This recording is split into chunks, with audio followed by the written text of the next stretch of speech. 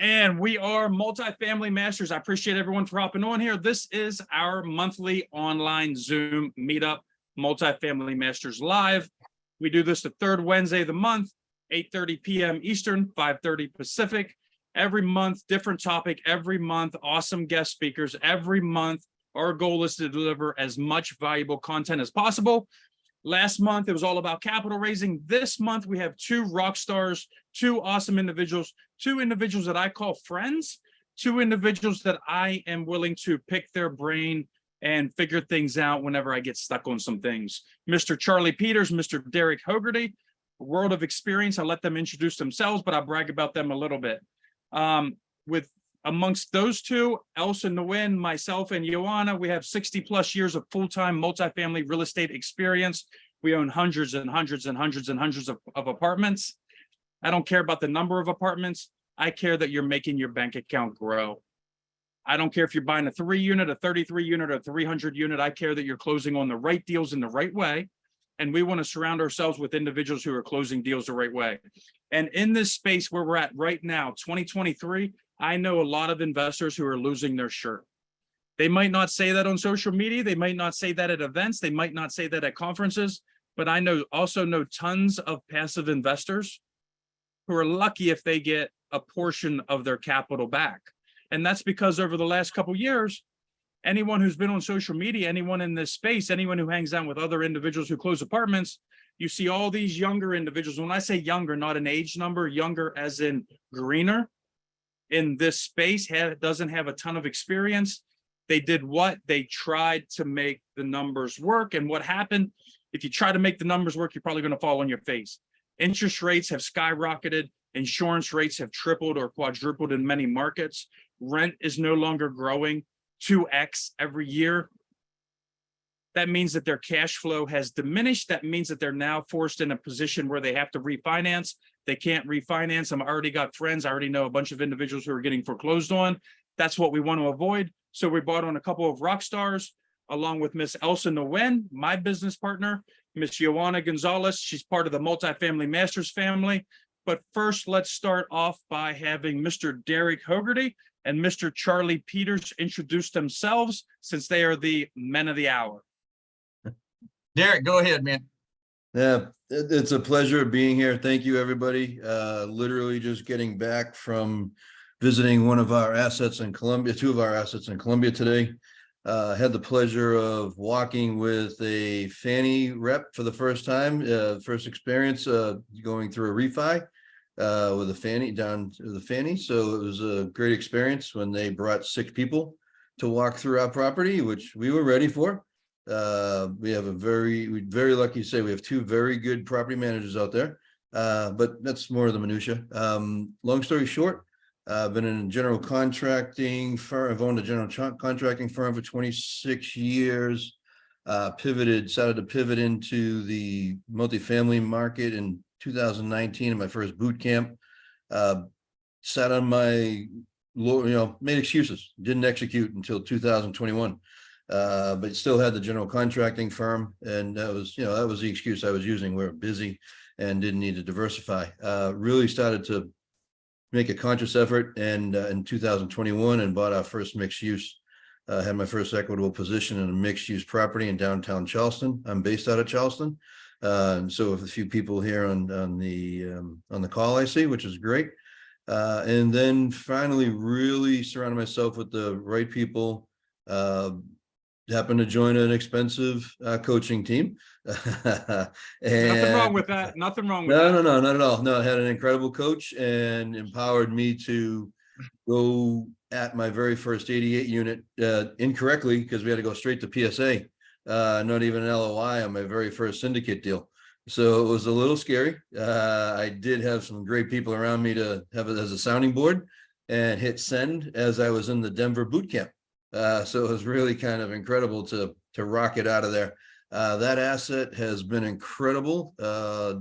We bought it at approximately $715 an average per door, and December 2nd, 2022 happened to be my birthday, which I'm 53. Who cares?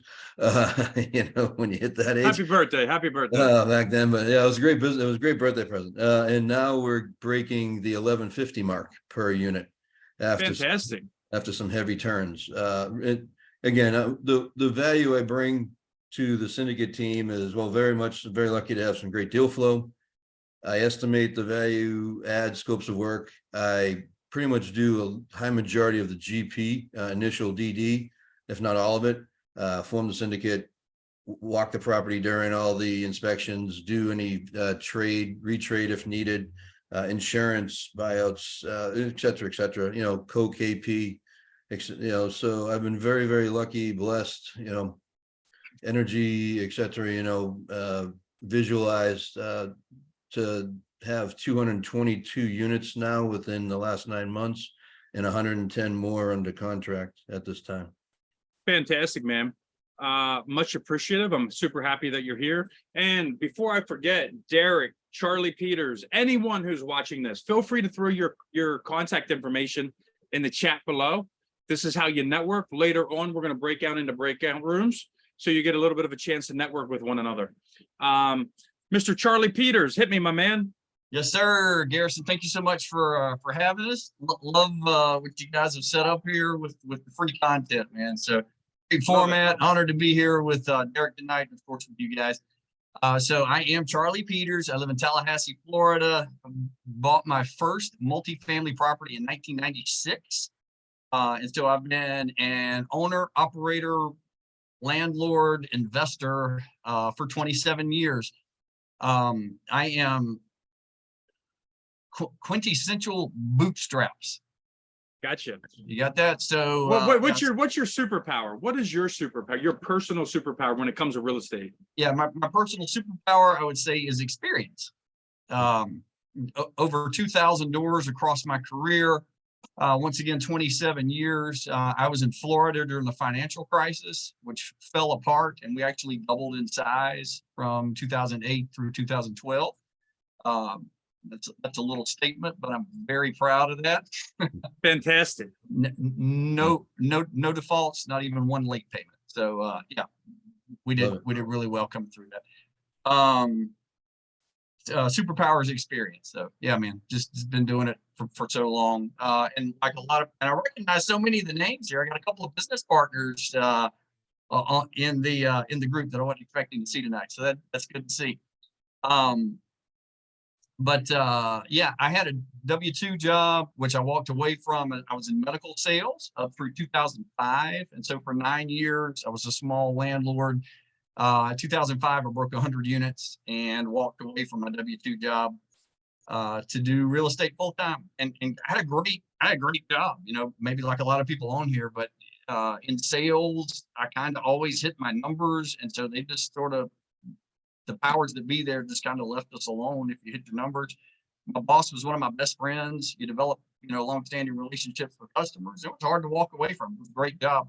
But I got to the point where I felt like it was costing me money to have a W-2 job, as opposed to stepping away and doing real estate full time. Gotcha. And when I came to that realization, we cut ties and left. And frankly, I should have done it years sooner, looking back. So, but hindsight's always 2020, man. Hindsight's always 2020. Hindsight is always 2020. Yeah. I have financed agency transactions by myself. I have purchased HUD properties by myself. I'm certified with HUD to be able to do HUD 223F loans and own and operate HUD properties. I sit on an advisory committee for a publicly traded fund, which is kind of a cool thing. What else? We own properties in 9 states right now. I have owned as many as 13 different states. So yeah, just lots of experience out there, man. That's you know what I respect about you. You know what I think whenever I think of Charlie Peters. You told me a story whenever we first met several years ago that you didn't grow as fast as you could have or you should have. You did this business the old-fashioned way, and I respect that. You didn't do syndications. You didn't understand other people's money, OPM, until later in the game. But I respect that you were able to build such a massive portfolio and do such wonderful things. Not with that limited mindset, but with that limited capital where you just did the family thing, did the family thing, did the family thing. That's very impressive, man. Very respected. Yeah, no, thank you. That's so nice. I appreciate that, Garrett. Yeah. Yeah. Yeah, I think of that every time I see you. So yeah, my first syndication was gosh, 2020. So yeah, Okay. the syndication space is relatively new for me. Yeah, we buy and hold, we buy and flip, we do syndications, and then I have 8 land development projects right now just outside of Orlando. So we do some land entitlements and land development as well. Fantastic. So let me hand this over to Miss Elsa Nguyen. Elsa, my business partner. She hosts a multifamily masters meetup. Give us a quick 30, 45 second, 60-second intro, Miss. Hey, thank you, Garrison. Everyone, thank you for being here tonight. I am the co-host. I am a partner with Garrison with a company called Investment Capital. And together we have between development, entitlement, properties and apartments, we have close to 500 doors right now. We are working on extending to assisted living facility, and that's what that's our latest project right now. Came from an accounting background, then real estate agent, and then I started to syndicate in 2019. Started out with hospitality, and now we're moving. Then after hospitality, moved into multifamily, and now we are focusing on assisted living because there's a huge demand there. And real quick, this is how this business works. I met Elsa 2-3 years ago. She picked my brain about some real estate questions or whatnot. I started picking her brain. I started realizing her skill set is the opposite of my skill set. She lives in California. I live in Florida. She's a cross your T, dot your I. I'm a big picture type of person. She's very, very detailed. I'm not so detailed. She loves numbers, accounting, spreadsheets, not so much. We became awesome business partners because of it. We don't see each other in person very much, but in this space, you don't have to, thanks to the World Wide Web and every other technological tool that we have available. With that being said, Miss Joanna Gonzalez, our guest co-host for the month, give us a quick intro, Miss. Hello, how are you guys? Happy Wednesday. Good to be here, Garrison, Elsa, Derek, and Charles. My name is Joanna. I grew up in the Northern Virginia area. I've been in the States for 26 years. And my team and I, Freddie and I, we co-host, we run the multifamily meetup for the Baltimore and DC. And our purpose is to get together with like-minded individuals to create generational wealth and create deals together. So it's been an awesome experience. My background, I own 1 property right now in the process of getting pre-approved for a quad. So officially house hacking, using my FHA loan for that, and bringing people together to connect so we could rock it out and grow together. Absolutely. Thank you, thank you, thank you. So with that being said, you got any questions during tonight's presentation, drop them in the comments below. We're not just going to talk about the good, the sexy, the awesome things that happen in this business. Everybody talks about that. Tonight, we're going to talk about what it really looks like to do deals in 2023. What headaches are there? There's a shitload. What trials and tribulations are there? There's a ton. What do you got to look for whenever you're underwriting deals? What do you got to look for? What do you got to think about on your assumptions, on your analysis, all of that stuff? Right now, everyone is so accustomed to rental prices doubling every year or two. Everybody's accustomed to 3-4% interest rates. Now we're getting interest rates in 6, 7, 8%. Insurance rates have quadrupled across the board in most states. How is that affecting your business? We're not just here going to talk about the wins. We're going to also talk about the losses. And we're going to talk about some of the headaches we have on some of our properties right now today. So with that being said, Mr. Charlie Peters, man, tell us about one of the deals you're working on. Tell us about what you think of this current market.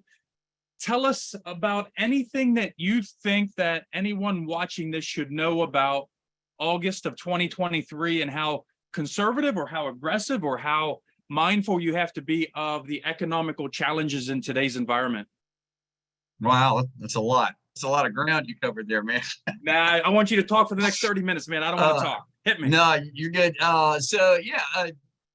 Underwriting, in case anyone hasn't noticed, interest rates have slid up a little bit, over the last 12 months there. So be very careful, very cautious as to how you underwrite. I am personally in the camp that we might see one more Fed rate hike, and then I think the Fed's done. So I think we're about there with regards to how high rates are going. If a recession hits, I believe the Fed will cut. I do believe there's probably a fairly high likelihood you're going to see a recession in the next 12 to 18 months. And we are anticipating a rate cut, I'd say probably 18 to 24 months out. So that's looking in my crystal ball. That's my official prediction. Be very careful though, gosh, on especially on a variable rate debt. We got a quote right now for it came in just this past week, SOFR plus 800 basis points, which translates to about a 13% interest rate. That's for a non-recourse piece of vacant land, which is, lenders don't like that. So you're paying crazy high rates for that. And most rates, this is a multifamily group. So if you get multifamily rates. With that being said, are you gonna go with that rate, or is that rate too high for you, or is the deal so profitable that I don't even care? I wouldn't say it like that, but we are going. we're going with it. Yeah, we're gonna go. Okay, good.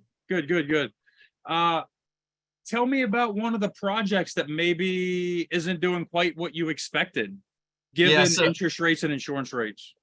Yeah, we have. Let's see. I have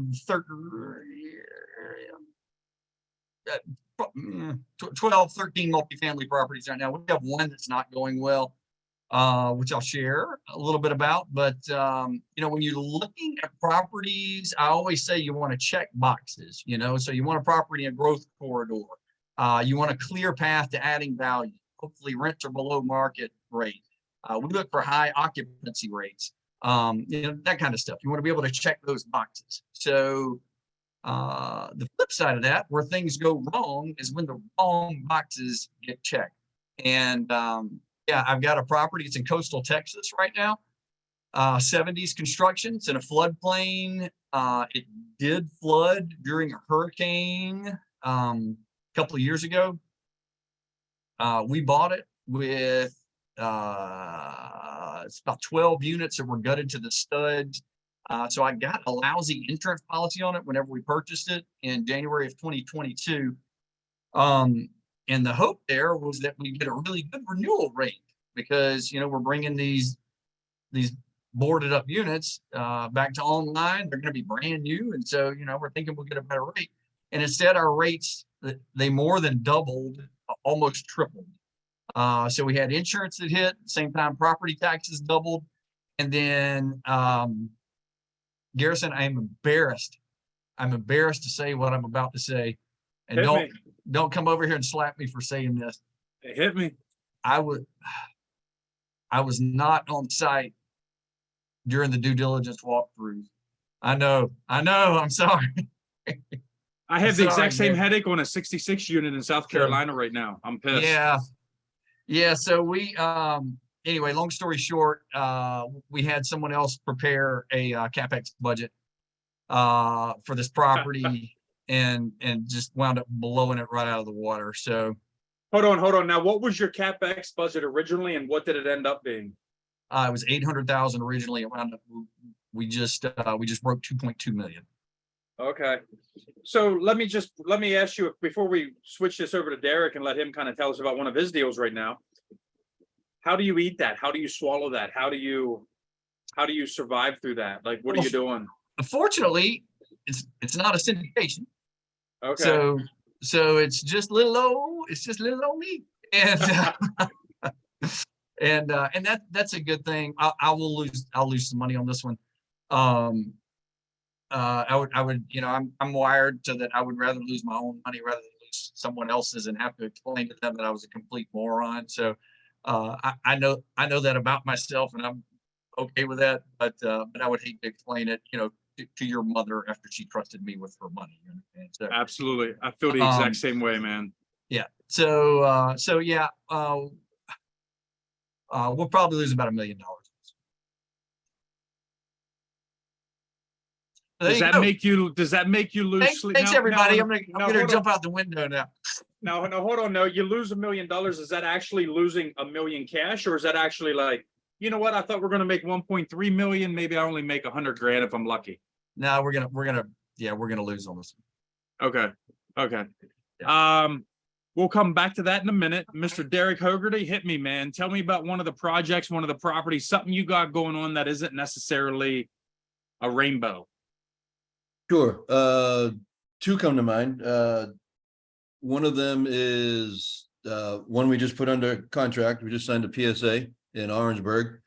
We actually found for the seller that they had 16, once we were doing the lease audits and so forth, and rent rolls, that they had 16 fiscally delinquent tenants and they fibbed on their rent roll.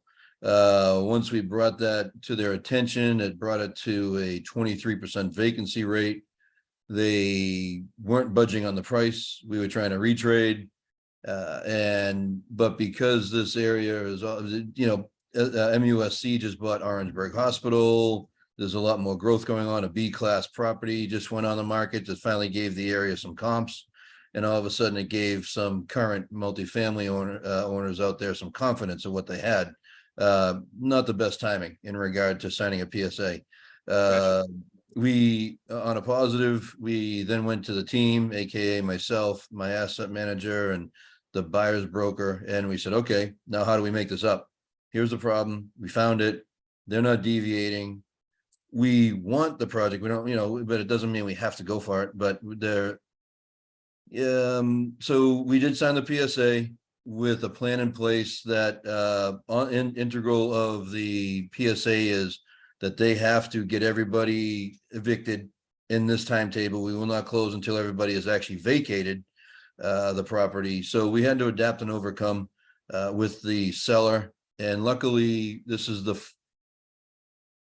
fourth closing with Marcus and Millichaps this year. So, and they're on both sides of the deal. So luckily we were able to, and I was using the word win-win all the time in this conversation because it was skewed. And there's a few people on this call that know me pretty well and probably roll their eyes because I say it so much to them. Yeah, I see the guy smiling now. And so, but again, I grew up in that way. I truly think it should be a great value for everybody. They want to sell, we want to buy, where we are in acquisition.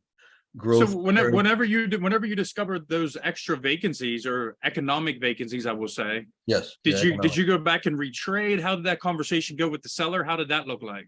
So I heard you swear once and here, so the first call on this call, I enjoy, and maybe call me because I'm 50 plus guy, but I think we're losing personality in these transactions. So I actually enjoy talking to the seller. And the listing broker and the buyer's broker created a call between the four of us, and he called himself an asshole in business. So, and he's living up to it pretty well. He's a good old boy, doesn't have to sell, only owes $1 million on it. The market, it still comps out very well. I've worked with our mortgage company and even with this fiscal vacancy. So I don't even think I was irresponsible and just laid down. Our due diligence in the background was, does it still pencil? What's the plan in the demand of getting the right tenant in these 16 vacant units? How bad are the units? It's only about a $6,000 per door remodel, and which we already had in the CapEx budget. So we'll just speed this up. And we're very lucky, being what I do, that we're turning about 2 units a week in Columbia. So I would bring that same crew down only about an hour south, and we would do the same. So in about a 2-month timetable, we'd have these 16 units all not only pre-leased, but yet also turned at the new pro forma rent rate. So on a positive, we found a negative. He lived up to his name. He wouldn't retrade. We put a plan in place and also verbiage in the PSA that they did have to have them vacated, evicted, and also off-site prior to closing. So we could be efficient and productive in the CapEx. So the hurdle did not actually go away. If you want to think about the proverbial hurdle, we still are at the 4.1 price, but yet what it does allow 25% of our our turns to occur faster and to increase the cash flow faster. In my buy criteria being C class, turn into a C plus class, it does suck before it gets better. And it does get ugly before it gets better, because even in our Columbia asset that's doing incredibly well from an appreciation standpoint, we went from month to month at the point of purchasing this, because he didn't want to get hurt in COVID and any fiscal delinquency, so he could evict quickly. But yet that also has the same curse of they can leave if they so chose in a quick, timely manner. So we were trying to keep it as a 10 to 15% vacancy, and it did plummet to 30. But luckily we were able to remodel them very quickly and get them turned, and we have a bunch of VAs living there now. So it's Here's a question. Yeah. How did that affect your loan? so yeah, great question. At one point, it was going to make us put up a year's interest, which would have been a significant amount of holding costs, involved, or additional cap raise, additional 8%, pref, all those. And I redid the underwriting. So I owning a business for 26 years, it really doesn't matter what you serve, what you produce, but you're owning a business for 26 years, you have to be a numbers person. So I do enjoy the underwriting aspect of this. I don't reverse engineer the numbers to make them look green all the time. But there are ways where if you do speed up your pro forma and not having to wait for all these real, units that were supposed to come up, 8 months from now, it does overall speed up your rent roll. So when I did I did 3 or 4 underwritings to answer your question, with what it was to the worst case scenario, and overall then Atlas then went to their lenders and said, are you okay with 20%? And we found 2 other lenders that actually would still do the 75% LTV.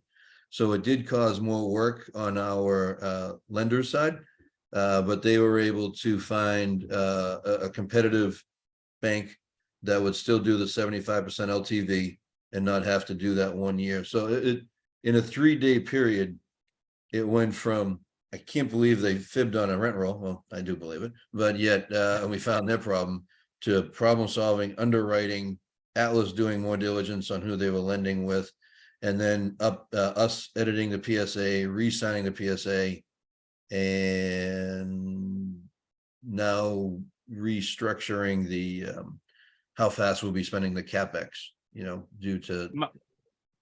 My biggest takeaway from that story is creative problem solving. Turn that negative into a W. Figure out a way to make it work for absolutely everybody. Maybe it wasn't ideal in his book and maybe it caused extra legwork, but that's actually kind of a little sexier, because now all of a sudden you're getting, what was that number? 14 apartments or something like that? 16, sir. Yeah. 16 apartments vacant that you can go in there with your crew, and you got an awesome background in construction and renovations. You get in there, get those things turned super quick, and it kind of is actually a good thing for your team a little bit. It does. And, I'm very, very lucky to have a team being formed around me in a very short period of time, and in regard to the multifamily arena. But with the GC side, we can actually do part of my superpower is what I bring to the syndicate is I do our services at cost. So we can actually make a property work because our CapEx is approximately 25% less than everybody else is out there. So, it isn't for free. I'm very lucky to benefit on an additional GP split for that. I tend to be the lead GP on these properties due to that. But yet it's, the infamous sweat equity. So I'm putting my money where my mouth is, but yet, so imagine, Charlie, you're a talented operator, and imagine if I could have, if you were locally in South Carolina, because I'm not as diverse as you in 9 states, but I would have loved to hopefully have, partnered up with you, and maybe we could have done that CapEx 25% less for you to minimize the pain. And that wasn't a plug. I'm not trying to, Yeah, it is. That's a plug. That's 100% plug, Charlie. Don't listen to this guy. I would not disagree. That would have been good, man. Yeah. So, and then now I'm not closed-minded, but at the moment, if you stuck a pin in Charleston, South Carolina, and did an old school string, my buy criteria is about a 4-hour drive from there. So, from southeast North Carolina, all the way to the upstate of the Clemson area and down to southeast Georgia. Anything I Gotcha. can, again, so I can be boots on the ground. Something comes up, I could be there in a day or two, worst case, not having a flight, and also do my due diligence like we like to do up front, so we know. And please, that's not a dig, Charlie. I walk every unit with the and in order to do the retrade, if needed. That was a plug and a dig, Charlie. So do I. So do I now. Thank you. Yeah, No, Charlie and I are friends, guys, just so you know. So we've had some really, really great talks, and maybe killed a brain cell or two together too, every once in a while. But good stuff. And this is how this business works. You become friends with people, you do deals with people. I don't do deals with my friends, but I become friends with people I do deals with, if that makes sense. Well said. With that being There's a said, question over here. I was There's going a to say, also, question. Joanna, hit me with some questions. Somebody said, I've heard of sellers actually buying tenants, paying tenants secretly to cover their rent payments for a year before selling to hide the non-payment. So. Here's a true story. I was about 24 years old. I bought my first 16-plex. I still remember the guy's name. It was Ivan Stoll. That was the seller. I was 25 years old, 24, 25. I still remember this guy. I could pick him out of a lineup. I bought this property. Month number 1, I collected 100% of rents. Month number 2, I collected 100% of rents. Month number 3, I collected 0% of rents. Ooh. I went to and I literally remember laying in my girlfriend's bed at the time and crying, seriously, thinking about how I'm going to have to file bankruptcy. I'm never going to recover from this. What happened was he paid all the tenants every month. They would pay me. Month number 3, I went to the apartment building. I said, hey, what happened to the rent? Why is nobody paying? What's going on here? Ivan didn't stop by to give us rent money this month, Mr. Garrison. We don't know what to do. So not only did I not collect any rent, number 1, number 2, I had to evict everybody. Number 3, I now have to do a bunch of repairs that I didn't expect. I'm thinking I'm buying a turnkey property. Now I got to do tenant turnovers, tenant turns, and things of that sort. Charlie, have you ever had experience with anything remotely like that? Not that I know of, not with a seller paying the rent from the tenants. We had same property I was just telling you about, actually. They had a bunch of furniture and clothes and stuff in apartments and told us they were occupied, and they weren't. That's interesting. It was bad, man. Yeah. So let me ask you, what's the repercussions of that? Do you go to the broker? Do you get a lawyer? Do you just eat it? Like, what do you do in that situation? Well, the seller was from Dubai. So you have very limited legal recourse. We do believe the broker acted in good faith. We did, dude, this property was just, they had Section 8 tenants in there, and the guy wouldn't sign off on the release for us to be the new owners. And so he kept collecting Section 8 rent after the closing. You got that? We wound up having to, yeah, I did. It was just this one property, man. Yeah, I've got so many stories of this one property. And believe it or not, I actually do consider myself to be a pretty good operator. Most everything else is going really smooth. We're getting this one fixed now too, but it's just, we just spent too much money doing it. It took too long. So don't judge these guys based upon the stories you hear here this evening. I asked them to specifically bring up negative properties, negative situations, because this business isn't all rosy and glory, as everybody likes to believe.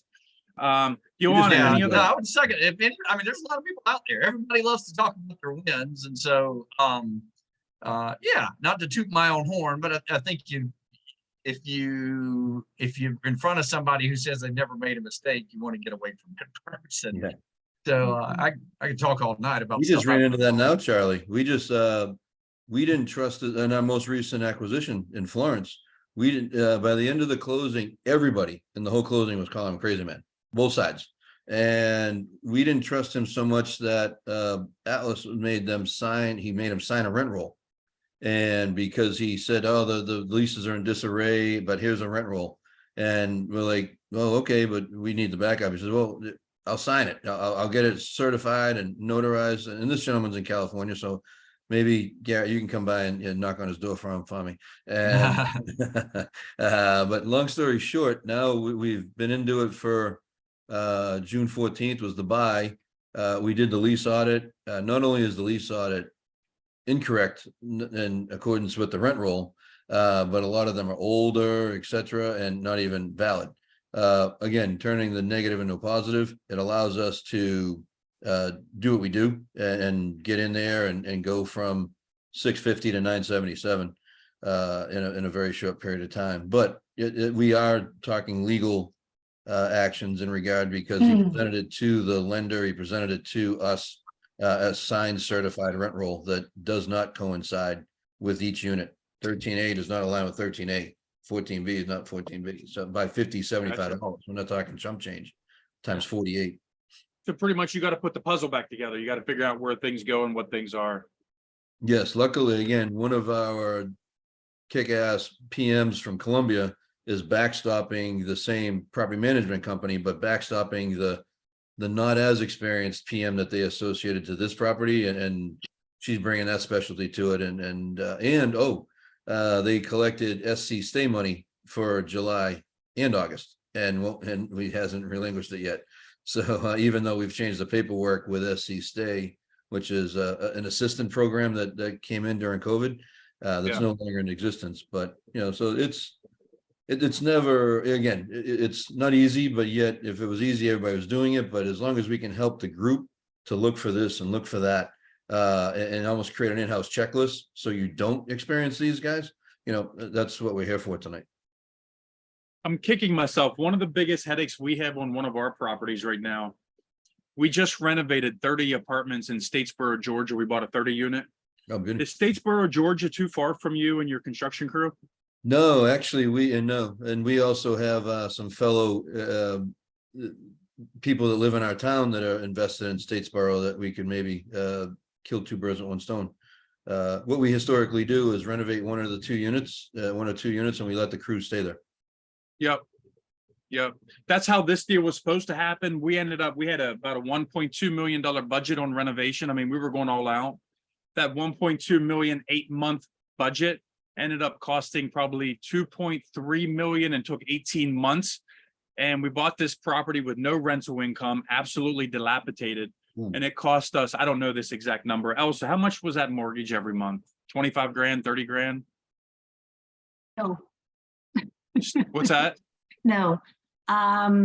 So that was supposed to be $1 million renovation. It turned out to be a 1.5. And a good thing we got it for a very good price. And we got it for under $1 million for 26 door in Statesboro. It's just really is a killer deal. We went over budget with the renovation, but overall we are still exiting with a lot of, with some profit. I wouldn't say a lot, because we spent $500,000 more than what we would have been able to save had we worked with you, Derek. Unfortunately, we didn't know you at the time. No, I'm the new guy. Yeah, it's of the group, of the expensive group. So Yeah. Where within a were year. you 2 years ago, man? Jeez. Excuse me, I'm stepping on my tongue. A year July. Gotcha. Yeah. I do have the a reason, question. I was going to say, the reason her numbers differ from mine, my numbers are, I also take into account the fact that we should have been done in 7 or 8 months. It took us 18 months. So I have 10 months of holding costs. So back to the original question, how much is that holding cost on a vacant 30 unit, Elsa? What do we pay? Yeah, I mean, if you take into consideration of the holding costs and the loans extension, we're looking at another $300,000-400,000 loss. On top of, we didn't get to collect rent for those 8 to 10 months that we thought we would at $1,000 per apartment times 30 apartments. It adds up. It adds up really quick. Something you got to keep in mind. Go ahead, Elsa. Go ahead, Elsa or Joanna. What other questions do we have in the comments below? Oh, I was just going to ask Derek and Joris about their experience working with property managers. Fun story that you have with working with your PMs. What's your biggest PM? Wow, I can't believe they did that story. You want a bad one or a good one? I Yeah. want a bad one. I want a bad one, and then I want a good one. I have a bad one that just popped right into my mind, so we'll go Same with that. property, same property. Is that right, Charlie? Nah, this was a small property, scattered site, property management company in my hometown of Tallahassee. And I bought this property, hired a property management company to take it over. They take it over, they're sending me statements, and it's just terrible. Numbers are terrible. Collections are bad, expenses are high, just bad all the way around. I was like, this is ridiculous, not cash flowing. And so I told the lady, I said, I'm sorry, this just isn't working out. We got to go in a different direction. She said, okay, that's fine. Who's going to take it over? And I said, I am. So I went and got the tenant list, took everything over. There were several tenants that were behind. I went knocking on doors. Very first door I knocked on, this guy answers. I said, yeah, I'm Charlie Peters, your new landlord. Just wanted to stop by and introduce myself. And I'm so sorry to bring this up, but you hadn't paid your rent, for the last 2 months, and we got to try and get this resolved. And he goes, yeah, I paid my rent. And I said, yeah, according to the ledger here, it looks like you hadn't paid. He said, no, I paid my rent. And I said, well, do you have a canceled check? He said, no, I paid in cash. And I'm thinking, yeah, right. And he said, I got a receipt. Do you want to see it? And so he goes and gets the receipt. It's got the owner of the property management company. Her name is on the receipt as having received cash from this guy. And she's handing me a zero ledger for his units. And so that's a problem. And she went, Other than fire her, what do you do? What do you do in that situation? I had a nasty phone call. She wrote me a check to basically cover all the delinquent rent for, it was about a year period. She wrote me a very large check. I was going to call the cops. How much was that check? How much was that check for? It was it was like 8 units. It was like $14,000. That still adds up. Like, that's a lot of money. Yeah. Oh yeah, I did. I was like, those were the early days. I mean, that was like all the money in the world. Yeah, man. Yeah. So, but no, I was going to call the police. Dude, you can't do that. Are you kidding me? Seriously? Yeah. No, you can't do that. So, yeah, that's my first property management nightmare story, I guess. That's just blatant fraud. So, Absolutely. What's the name of that management company? Give it to me. What's her phone number? You want? No, not. No, not Save that another publicly. day, but yeah. Mr. Derek Hogarty, what is the worst property management experience you've had to date? Whether this is during your construction days or during your owner operator days. Oh, wow. So construction days would be,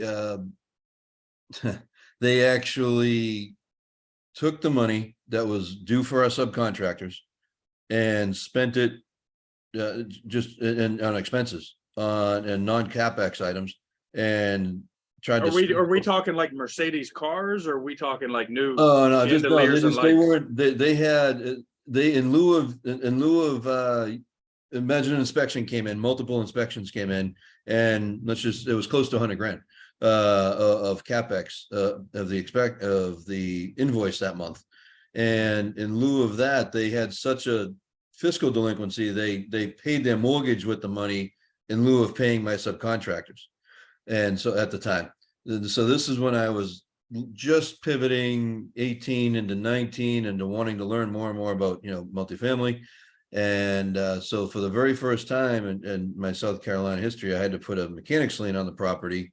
I was funding my guys and out of operating account, Hogarty Group. So I have Hogarty Group as the general contractor and DSH Holdings as the holding. So that's the newer entity.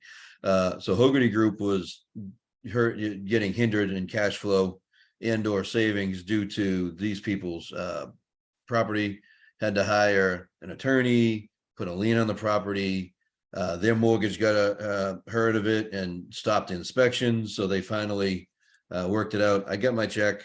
Needs to say we didn't do much work. We finished what we started in units for the good of the ethics of finishing what we started, but didn't start any other new units and vacated. now DSH Holdings, recent acquisition. 3 people showed a very similar story, Charlie. Luckily, we caught it very early. Showed us a Cash App receipt to the previous property manager. We brought in a new property manager because it was a low-income housing, and we wanted to bring in a specialty. Firm 5, FYVE, is the property management company that does the property management there. They are a low-income housing specialty, so they know to get all the taxes, etc. 3 people last month said, but I paid, and showed us the Cash App receipt to the personal name of the old PM. So we actually we're going to call the cops. We called him, maybe a little bit of Yankee came out on him, and and just made him aware of his options in a nice way. And regarding, here's our way, we can do this one way or the other, police report, small claims, etc. I'll press charges. And ironically, we got a check to DSH Holdings. So, and now the irony, he made it out to me, not the property management. So that was an accounting little snafu, but it's okay. I mean, macro picture, but it's just the ethics of some people, or the lack thereof, is what's shocking. Absolutely. And we even now, what we've done for this is this property does do bank checks or money orders, and a lot of these people are leaving. And everybody, please don't do this. Make sure the money order is made out to the ownership entity. A lot of your tenants will just leave that blank. The property manager can put their name on it and go cash it. Make sure that the SOP, standards of practice, and educate your tenants that you do not, our PMs will not receive a money order with no name on it. So you won't get credit for the rent, is what we've had to put out there in the leases now. Because of this. Nice. Elsa, you deal with a lot of our property managers. What's the biggest headache you've had with a property manager? The funnest story, there's a lot of headache, but the funnest story that I could think of is the Cooper Street property manager, where we were doing student housing on that one. And we knew enough that you don't wait until the student move out, give notice to fill the vacant units. And we had, multiple arguments with them on every phone call. And I remember Garrison was like, you need to start advertising them and release them now. And I still remember vividly, she go, I never had a property that I managed that I leased the units out before it's become vacant. So long story short, there was a transition there because we need to bring in somebody else that could help us release these units. I mean, maybe 35% of the student to 40 move out in July. And if we don't release them out in August, we're going to have a 60%, occupancy apartment. So that was, that was a lot of work for us to transition them out immediately, hire a property manager to take over. And we had to work very closely with them. It was a lot of work to transition that. But again, if you own an apartment that deal with student housing or some sort of special, services, you need to think in advance, because you don't wait until they give notice to go out and look for a tenant.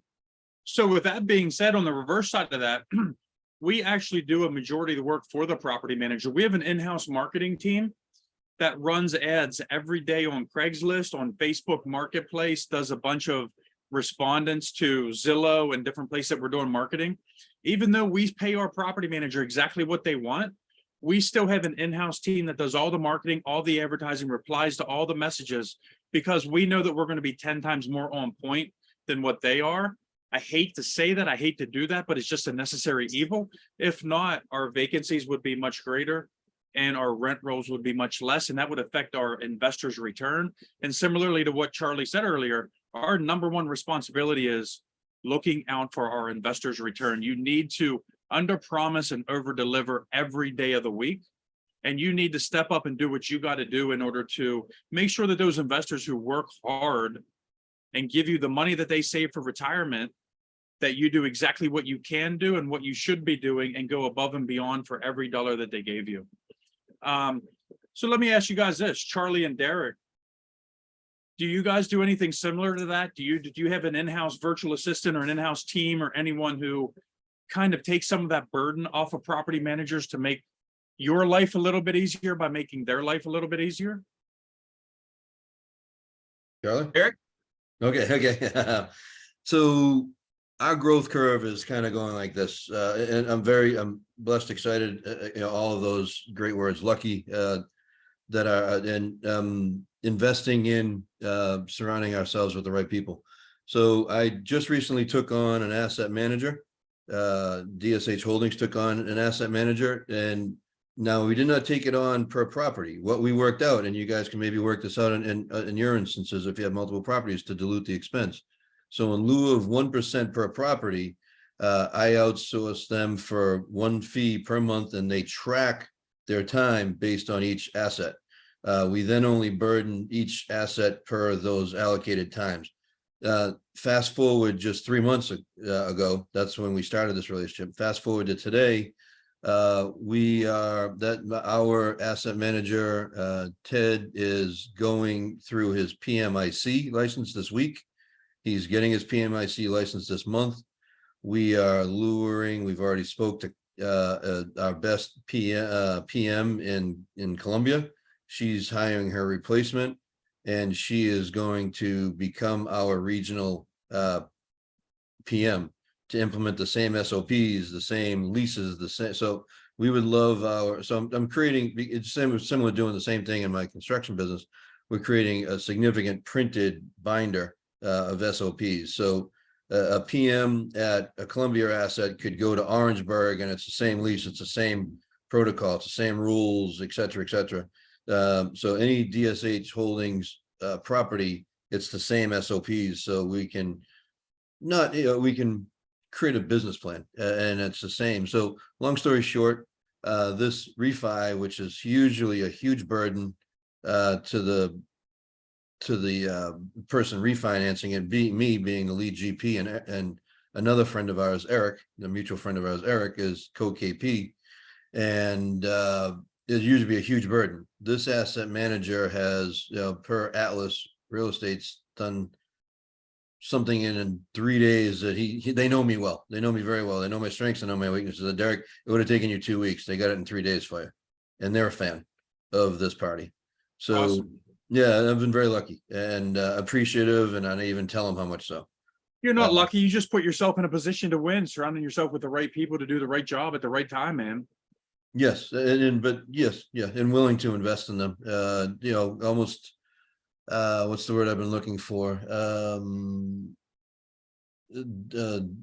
Whatever. It's deferring my deferred gratification is really Absolutely. what I'm doing. Yeah, is what my mindset for the next couple of years. Absolutely. Mr. Charlie, what do you do with property managers? How do you oversee them? What's that oversight look like, man? Yeah, so we got two separate models. First off is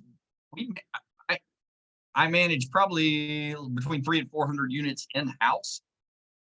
So I have a regional manager. We have two on-site property managers for multifamily properties, and I still have a bunch of scattered site stuff in Tallahassee, kind of from my early days when I was investing. And so we've got a property manager for those as well. So for the in-house stuff, we have our own little systems and processes. We use Buildium, like Derek said, same leases, everything's all standardized. Buildium's good. So yeah, that's the way to do that. Gosh, I couldn't imagine having 10 different leases, for what we do. And then with the third-party management companies we work with, we have an asset manager that oversees the third-party management companies. Gotcha. I don't have any VAs. I don't have any VAs. I have a finance director. She worked with Bank of America for 22 years before she came to work with me full time. My nephew Caleb, some of you guys may know him. He does acquisitions in our office and heads up most of the underwriting and everything. So he's kind of the spreadsheet guy. And then there's me. Good. Hey, So I do have a question. Hold on real quick, Charlie, your in-house property managers, do you pay them a commission or a salary? salary plus bonuses. Okay, that makes sense. Go ahead, Joanna. Yeah, so this was for an earlier question for Charlie and Derek. The individual asked, sorry, Just read the whole thing. It's okay.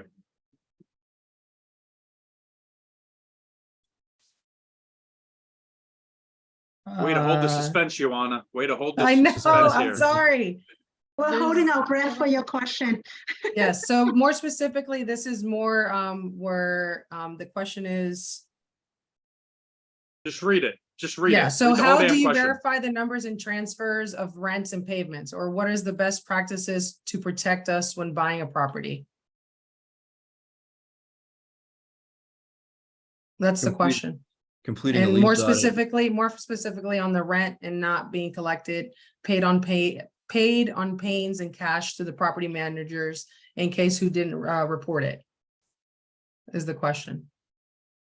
Yeah, Or like- Derek mentioned it a second ago. You want to do a lease audit, so the owner's going to give you a rent roll. You will go in and verify every single lease that's either in their system or in their file or whatever. You write down literally what they say it is and then what it actually is, lease expiration dates and security deposits are the three things we check. And I don't know, there's ever, I mean, I guess they could falsify that stuff. So I don't know that it's possible to be 100% absolutely foolproof on that. The stuff will come out, and unless they're like some overseas shyster guy, I mean, there's accountability. You can't do that. You just can't falsify records and get that. So And you do have legal recourse if something Yeah. like that does happen, if you do want to go down that avenue. Derek, go ahead, answer that same question. I'm not even sure what the hell the question was. how do you protect yourself? Oh, We okay. squirreled. My new Yeah. tropic, my new tropic is wearing off right now. So we literally, what we are doing, again, learning, always learning, lifelong learning. Lease audit, said that very quickly. I've completed 3 out of 4. The one we did not do is the one I told you about. We also, when we walked each unit, we now do a master key system in every community we buy. So we literally change out the locks within the first week. So when we meet the tenant, literally introduce ourselves and meet the tenant, we get there, we check their file, make sure that the IDs are there. A lot of them weren't. Make sure the right party is in the unit and versus the one that's on the lease, and make sure that we're crossing T's, dotting I's to make sure that the accountable party is the person living there. We've run into that in the Columbia asset. Oh, it's my girlfriend, etc. Okay, no, you still got to go, brother.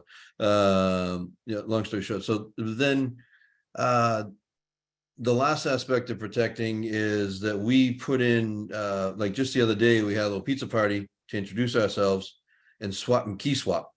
And that also allows us to check if there's any pets, even though there's no pets supposedly anywhere on a rent roll. We then introduce that. But overall, it's still a learning curve. I don't think anybody has a fail-safe SOP in place yet.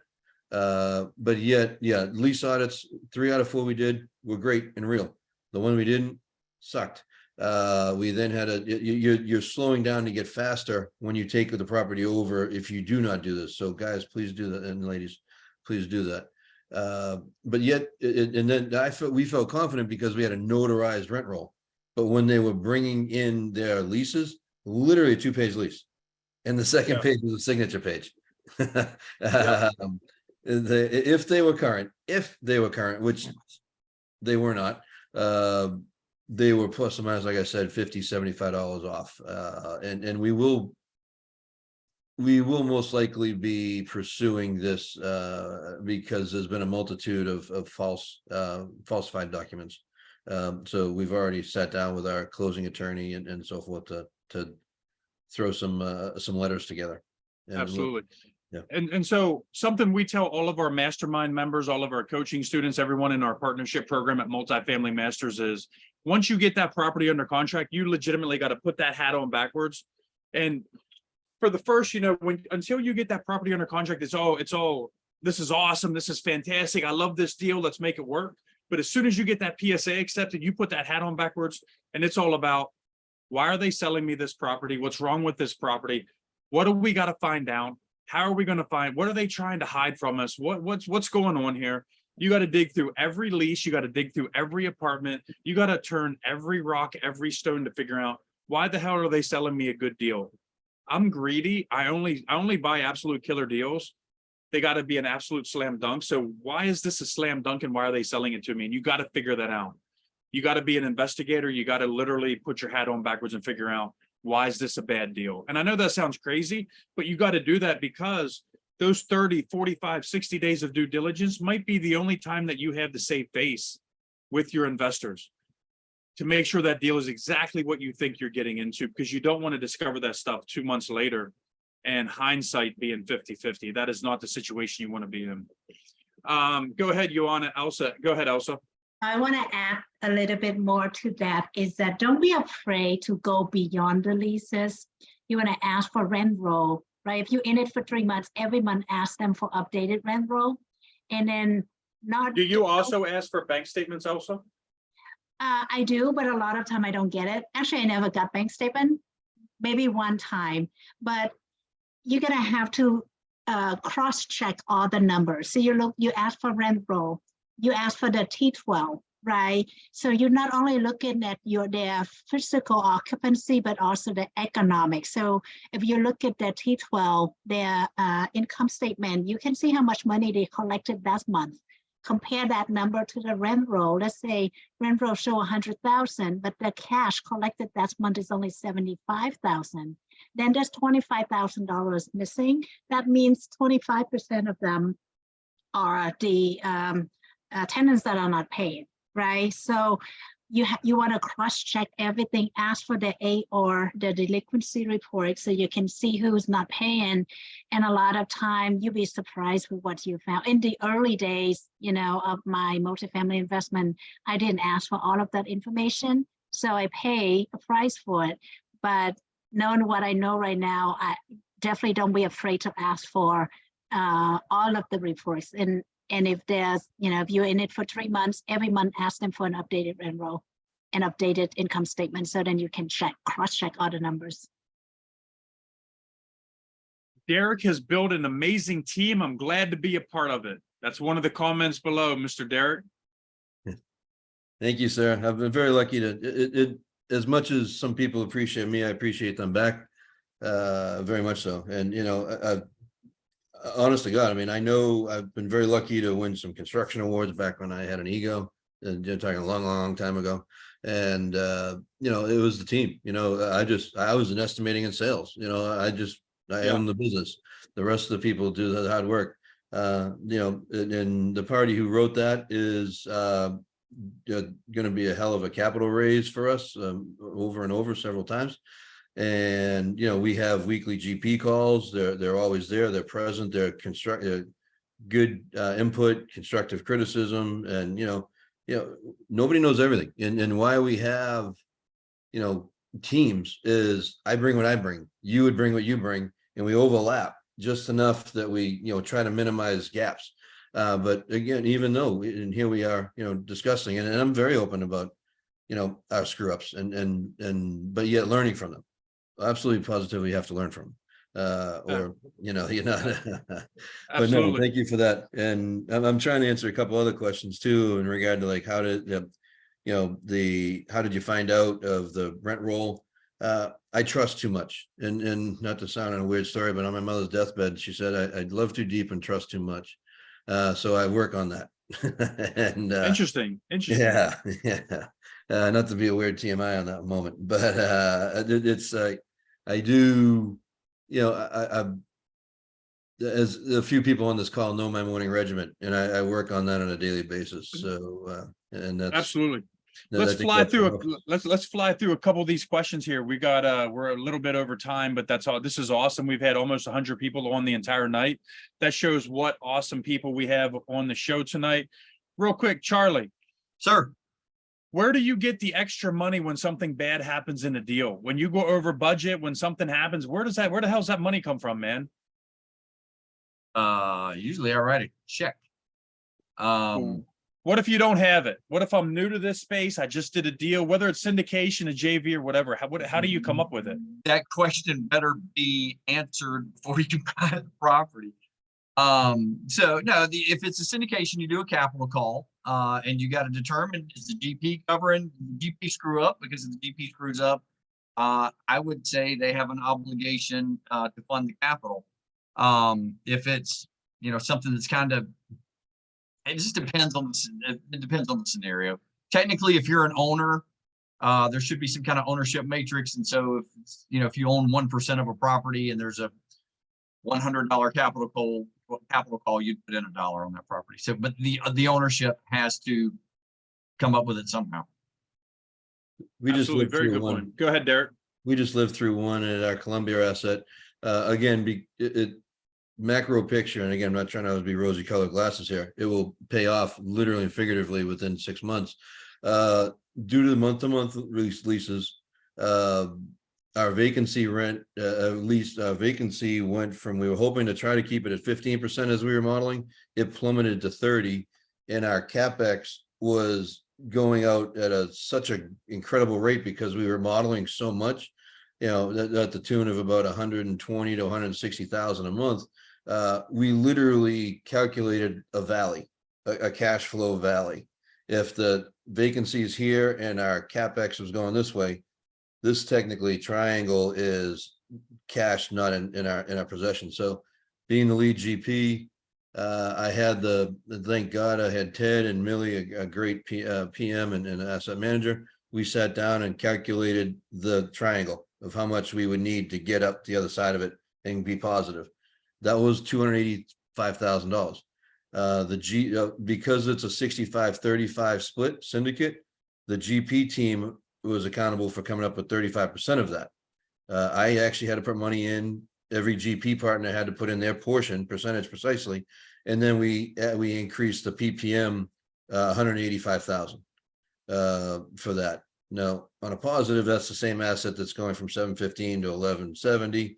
It can easily be absorbed, but that's not always the case. So, but to answer the question to these people on the call is, it's easier if it's a syndicate. And Charlie is a very talented operator that has the ability to write those checks sometimes. But again, you said if you don't have it, you're going back to the bank with your hands, like this. Don't hit me, don't hit me as hard as you could, but you're being transparent. Absolutely, very good point. Next question. Sellers are still seeking unrealistic valuations for B and C grade properties. What levers have you guys been able to use to negotiate and get creative for deal structuring in today's market? Hey, can I add one last thought on that last question? Where does the cash come from? Absolutely. So most operating agreements will spell out exactly what happens in the event there's a capital call. And typically it'll come from the partners. Typically there's an equity restructuring based on if you have partners that don't want to participate, and that is all spelled out in the operating agreement. Very good point. Very good point. So you want to think about when you start partnering with people, we mentioned this is a team sport. When you get into these partnerships, these are hard conversations that you have to have. You have to ask these questions now, so that way 6 months, 6 years down the road, you're not like, oh, I thought you were going to cover this. I thought you were going to cover this. I thought you were going to. That's not the situation you want to get into for sure. And so with that being said, Charlie, how do you set up your operating agreements? How do those conversations go? Have you ever had any partnerships break up because they don't like kind of that structuring of the deal? No, it's just ours are just, you got an ownership matrix. And again, if you own 1% of the deal, you put $1 in. And if you don't put your dollar in, then it's a ratio where the people who put the dollar in gain a percentage of the equity that the people who didn't put the dollar in lose. So that's kind of what it looks like. And so I know of a story of kind of a friend of mine. I got two friends in this deal. One's a passive investor, an LP, but she raised enough capital that they gave her a GP spot. My other friend is the operator. The operator went to all GPs and said, pretty much you have to come in with an additional $60,000. And if you don't have it, we're pretty much going to remove you from the deal, because that's what the paperwork stated. So you have to understand and look at that paperwork and understand and realize that going into deals. Because things can change pretty quick, especially with all the individuals who started buying properties since 2010, 2012. They've only seen markets go up, up, up, up, up. In 2023, it's not necessarily quite like that. Would you agree with that, Charlie? I would yes, I would definitely agree with that. Yeah, you guys, I mean, if your property's not cash flowing, you got a problem. Appreciation is not bailing anybody out right now. So bad operators, yeah, to your point there, Garrison, have been complete, especially the last 2 or 3 years. Anybody who bought anything in 2019 looks like a genius. But yeah, now it's down to core operations and making sure the properties are run efficiently, which is what we all should, be focused on anyway. Do yourself a favor. If you're an LP investor, if you want to get in passive into a deal, make sure that operator has an extensive background. Make sure they've already experienced some headaches, some trials, some tribulations. You want them to experience losses before you, not losses with you. Just keep that in mind. Joanna, you got any other questions lined up? Miss Elsa? No, I just answered one. My first GC, general contractor on a condo conversion, took all our cash to try and open a restaurant. Ooh. Mr. David Weinstock said that. I have not heard that. That's scary. I don't know what kind of legal recourse you had on that, but hopefully you didn't lose everything. Needless to say, he didn't get to open the restaurant and got a beefy lawsuit. Never mind. Next question kind of answered that. There is a question from Blue Bay we have not covered, and it is a sellers are still seeking unrealistic valuation for BC Grace units. What levers have you guys been able to use to negotiate and get creative for deal structuring? I asked that and Charlie didn't want to answer it. Oh, I'm sorry. No, I'll take that. So we share our underwriting. Yeah. Happy to answer. I'm going to consider me an open book on anything, anytime. But we share our underwriting with the broker or the seller. The goal there is to try to engage in a conversation.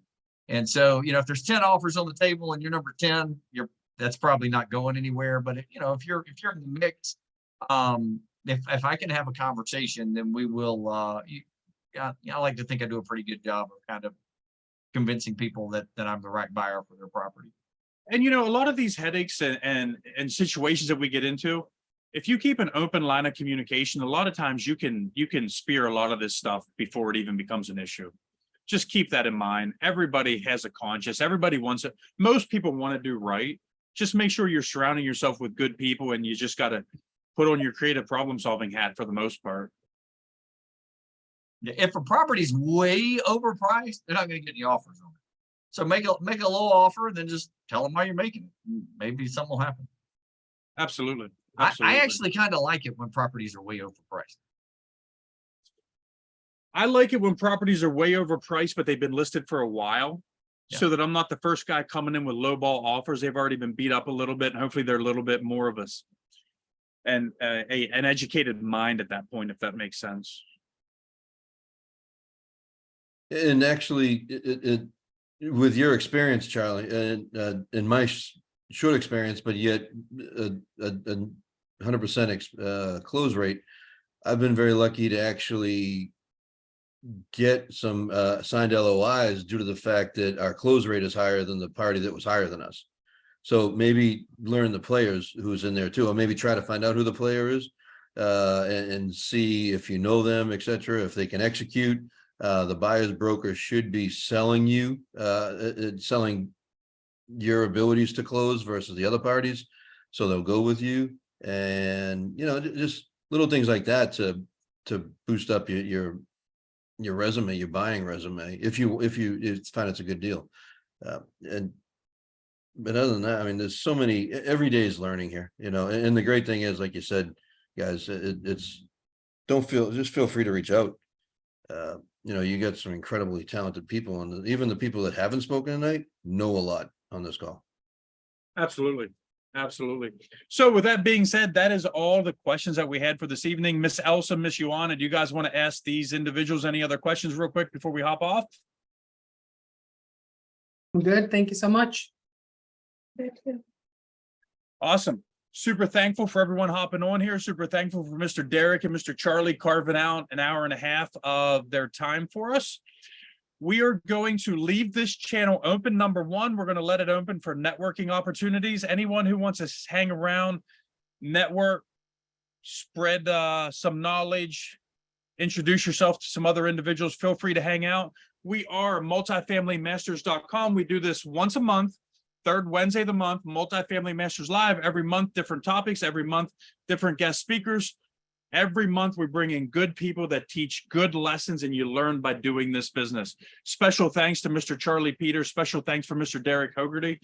If you guys have not already, feel free to put you guys' contact information in the chat below so all these individuals can connect with you and so you can add more individuals into your CRM and your database. With that being said, I'm going to end the recording, but we're going to keep the channel open for anyone who does want to hang out and network.